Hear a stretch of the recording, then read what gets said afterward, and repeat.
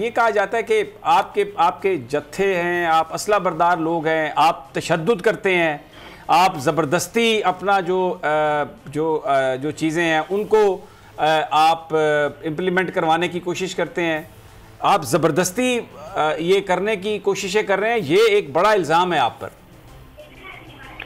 जनाब ये तो हम साबित कर चुके हैं कि जनाब हम तो असला पाकिस्तान उठाने के रवादार ही नहीं, हम तो एक पत्ता तोड़ने के रवादार नहीं है। अगर हुकूमत वक्त हमारे से मुज़ाकरात करती, हमसे से पूछती, इस तरह 16 फरवरी को जब उन्होंने हमसे कहा जनाब हमारे कुछ मसाइल हैं, तो हमने कहा ठीक है जनाब, अगर आप कुछ मसाइल हैं तो हम इसके ऊपर बात कर सकते हैं। तो हमने उनके साथ बात की और फिर उन्होंने टाइम बढ़ाया, तो हमने कहा ठीक है जनाब, अगर मुल्क पाकिस्तान का मसला है तो हम उनके ऊपर इंशाअल्लाह टाइम देने के लिए तैयार हैं। फिर उसके बाद 20 अप्रैल के हवाले से बात हुई, तो उसके ऊपर आप देखें असल तो हम पाकिस्तान के हवाले से कहा, हम तो असल रखते नहीं है, हमारे पास एक चाकू भी नहीं बरामद हो सकता। हम तो कारकुनान को कहते हैं जनाब, ये जितने पुलिस वाले हैं, जितनी भी एजेंसियां हैं, फौज है, आर्मी है, रेंजर है, ये हमारे फौज हैं, ये हमारी पुलिस वाले हैं, ये हमारे रेंजर वाले हैं, तो हम इनकी हिफाजत, ये हमारे भाई हैं, इन्होंने मुल्क पाकिस्तान की हिफाजत करनी है, ये सब आशिक रसूल हैं हमारे।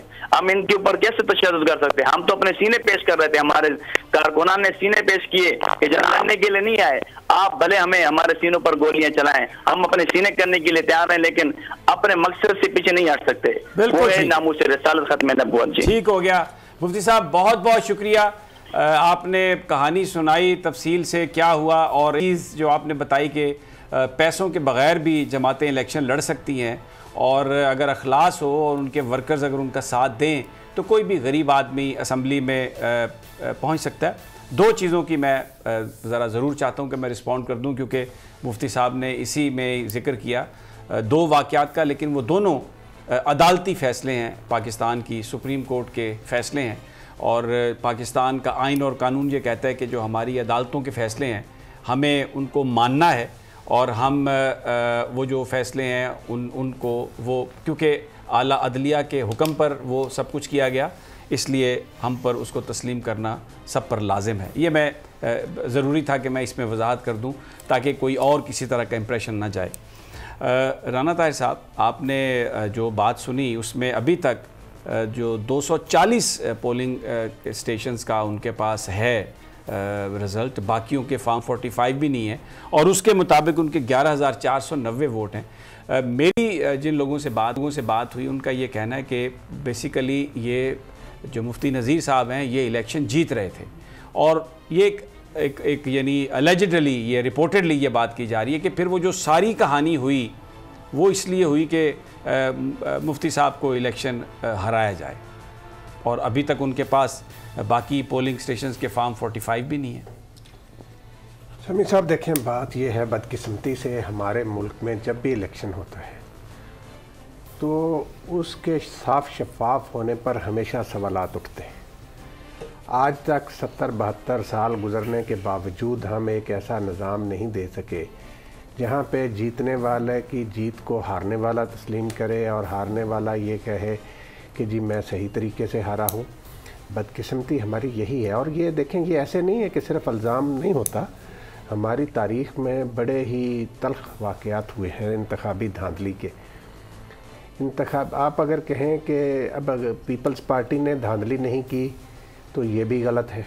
पीपल्स पार्टी की तारीख़ भी धांधलियों से भरी पड़ी है, मुस्लिम लीग नून की तारीख़ भी धांधलियों से भरी पड़ी है।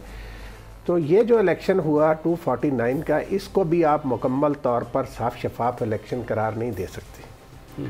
ये सिर्फ मुफ्ती नज़ीर साहब का मामला नहीं है, ख़ुद मुस्लिम लीग नून, PTI, MQM, वो मुस्तफ़ा कमाल साहब की पार्टी, पाक सरजमीन पार्टी, ये सारे कह रहे हैं कि जी इलेक्शन जो है वो उसमें धांधली की गई। ठीक हो गया। अच्छा, एक अब ये जो इलेक्शन है, इस इलेक्शन के जो नताइज हैं, अगर हम उन पर एक नज़र डालें तो अगर ये अखज़ करने की कोशिश करें कि इनसे हमें क्या नतीजा मिलता है, कराची की पॉलिटिक्स क्या कह रही है, किस तरफ जा रही है, तो एक तो ये चीज़ समझ में आती है कि अगर जो मुहाजिर वोट है, जो उर्दू स्पीकिंग वोट है, जो जिसमें PSP है और MQM पाकिस्तान है, अगर ये इकट्ठे हों, एक पार्टी में हों, तो फिर डेफिनेटली ये इलेक्शन भी जीत जाते, क्योंकि 8,000 और 7,000 अगर आप इनको जमा करें तो ये 17,000 के लगभग, 16,500 के लगभग बनते हैं, जो जीतने वाला पीपल्स पार्टी के उम्मीदवार से ज़्यादा।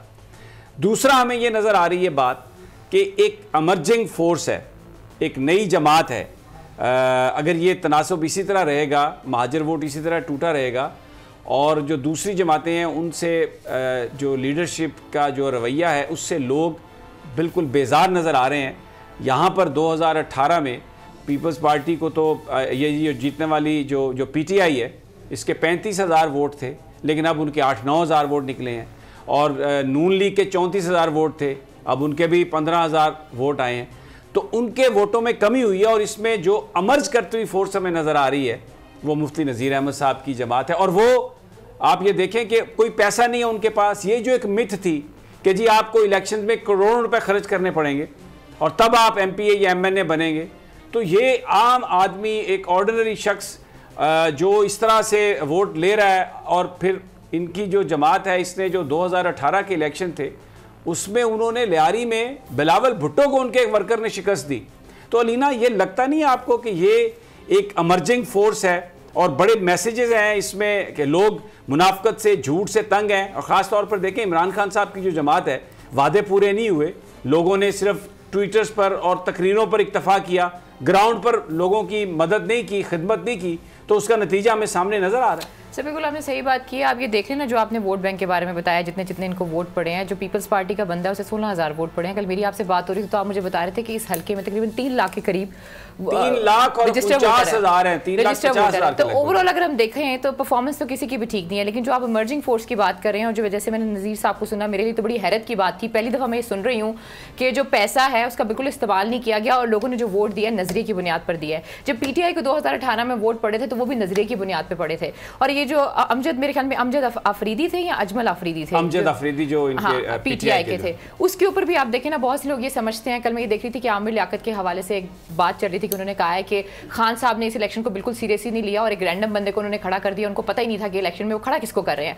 और बहुत से लोग ये भी कहते हैं कि खान साहब ने मुंह से ये बात करते हैं कि जब मैं टिकट दे देता हूँ तो उसके बाद मुझे अंदाजा होता है कि भाई मैंने टिकट गलत दे दी है। अगर आप इस हल्के को लेकर सीरियस होते तो आपको पता होना चाहिए था कि वहाँ पे हल्के में क्या, आपके हल्के में क्या इशूज़ चल रहे हैं। हमने पंजाब में देखा जहांगीर तरीन साहब का ग्रुप, हम देख रहे हैं, हमने जब हम सेनेट के इलेक्शन हो रहे थे तभी हमने देखा कि बलोचिस्तान में इनकी किस तरह की ग्रुपिंग हुई है, केपीके में इनकी किस तरह की ग्रुपिंग हुई है। तो इनकी जो पार्टी है वो इवेंचुअली मुंतशिर हो रही है और आवाम की नज़र में भी फेलियर है, बिकॉज ये डिलीवर नहीं कर पा रहे। खान साहब आके अपनी स्पीचेस करते हैं या जो मर्जी कहते हैं, लेकिन जब हम ग्राउंड पे जाते हैं समी साहब, बड़ी माजरत के साथ मुझे कहना पड़ता है कि लोग बहुत मायूस हैं, लोग बहुत मायूस हैं। और जब आप लोग मायूस हुए तो इसलिए लोग बाहर नहीं आए और ये 5वां नंबर है पीटीआई का। और मैं समझती हूँ ये बहुत अफसोस की बात है। यहीं से आपको अंदाजा हो जाना चाहिए कि आपकी परफॉर्मेंस क्या है। और जहाँ पे टीएलपी की बात है सर, मुझे ऐसा लगता है कि नजरिए की बुनियाद पर वो बिल्कुल आगे आ सकते हैं और एक ऑल्टरनेट बन सकता है पीटीआई का। मतलब आने वाले इलेक्शन में एक बड़ा टफ टाइम दे सकते हैं। वही तो इनको तो कैंपेन करने का भी मौका नहीं मिला सही तरीके से। राना साहब, ये बात अलीना की, इसमें इस हद तक तो खासा वजन है कि जो सारा जो मीडिया है उसका फोकस